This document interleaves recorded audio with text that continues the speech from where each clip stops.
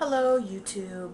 So it's kind of early in the morning, but I wanted to do a video. I got a request from one of you, you know who you are, requesting a video showing the things that I still use that I bought for my gastric bypass surgery, which is a great idea. I know that, a couple other people have done this video. Amelia, Massage Goddess, did it. And really, there's not a whole lot that I still use, but I want to show you the things that I do use because I think they're pretty important. So, never mind the messy kitchen, and here we go. I'll show you. Okay, so, don't look at that junk over there. The Fit and Fresh blender. This is that little mini single serving blender. This is really important. I use this even now when I don't necessarily make protein shakes all the time. I still use this to make blended coffee kind of drinks and general mixing of things. You eat lots of soft foods after surgery. It's just really, really handy to have around. It's got the measurements on the side. I love it. My food scale. I still use the food scale quite often. I use it to measure meats, like if I'm going to barbecue a steak or something like that. I want to know how many ounces I'm eating so that I am sure that I'm not overstretching my pouch. I definitely use that to weigh my food. Alright, now this book. This is probably, oh gosh, like the fourth time I have mentioned it, but this book is awesome. This is like my Bible. This is the before and after losing or living and eating well after weight loss surgery by Susan Maria Leach. I have read this book cover to cover probably, I'd say, at least 3 times. And also, besides that, there's tons of, pouch-friendly recipes in the back that I keep this book in the kitchen because I flip through it and find recipes and all that kind of thing. So you can get this on bariatriceating.com. Highly, highly recommend it. I don't remember how much it costs, but definitely a worthwhile buy. Okay, now in the pantry, these little bowls and things, I still eat out of these. This is what I eat my dinner out of. It's like a little small prep bowl. Every single night I eat out of these little bowls. I have some plastic ones, I have some glass ones, but that's what I do because then I don't necessarily have to measure my food. I can put it in there, and as long as what I am eating fits in that little bowl, I know I'm not going to overstretch my pouch. Excuse me. I also have lots of these little Tupperware containers, little mini containers that I do like to use for leftovers, and I still use those quite a bit. Put that back in there.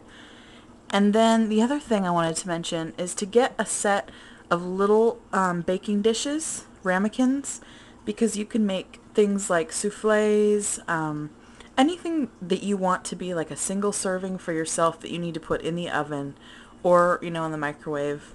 These are awesome because they're small. I did a lot of egg kind of souffle sort of things in them, and I still use them. Sometimes I'll eat out of those for dinner too. So there's that.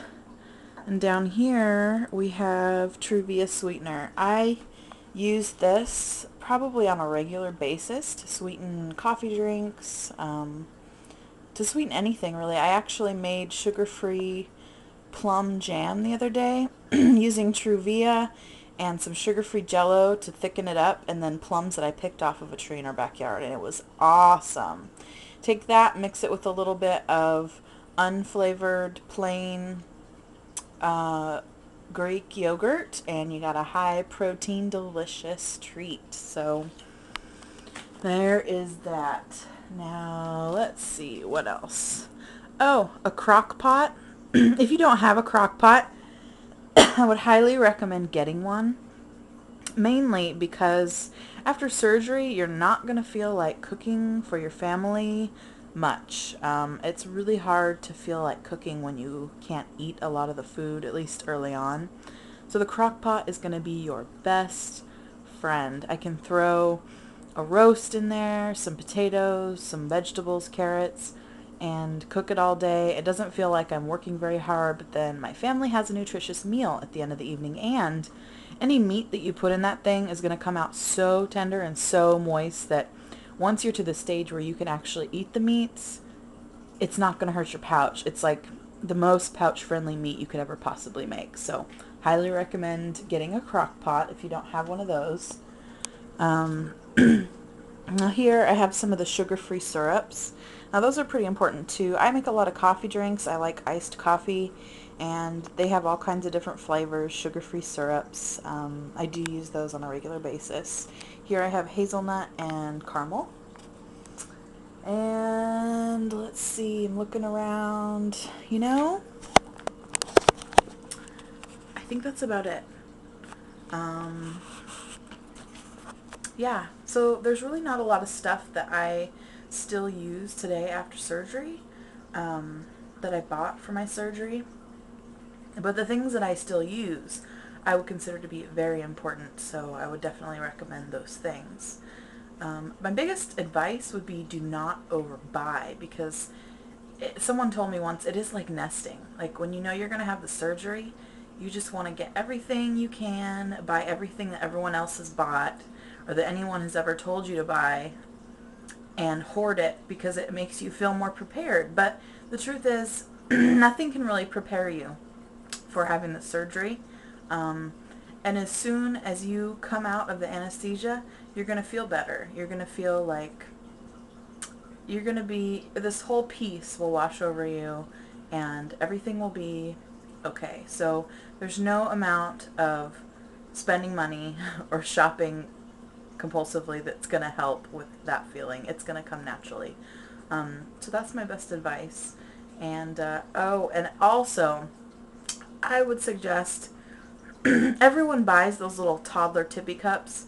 Don't buy those, people. That is such a waste of money. I mean, really. I bought probably like 3 of them in all these cute little colors, and they're probably like $4 a pop here. Never used a single one of them at all. We can sip out of a regular glass. It's really not that hard. And what I find with the toddler sippy cups is that they have this no spill mechanism inside, which actually causes air bubbles when you suck the fluid out of it. So it's really not even the best thing for your pouch. So I would highly recommend skipping on those. I still have mine, and I just use them for the kids that I babysit now. Otherwise it would have been a big waste. So instead, invest in some really good high quality water bottles that you're going to like to use. My very favorite one that I still use all the time, which I can't show to you because I left at my parents' house, unfortunately. I'm dying without it, is my Camelback water bottle. It's got the really cool rubbery little bite valve that you can chew on and get the water out of. That's my favorite one, but I'm kind of a water bottle freak, like collector now.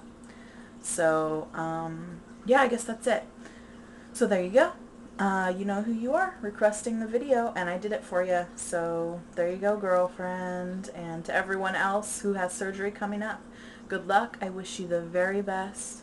Thank you to all my new subscribers and to everyone who's emailing me. I've gotten an amazing amount of emails and comments, especially since I've just been so emotional lately. I've gotten so much support from you guys, and it helps so much. Okay, I'm really distracted by this like zit that I have on my face, so I'm gonna have to go because gross. Okay, I'll talk to you guys later. Bye.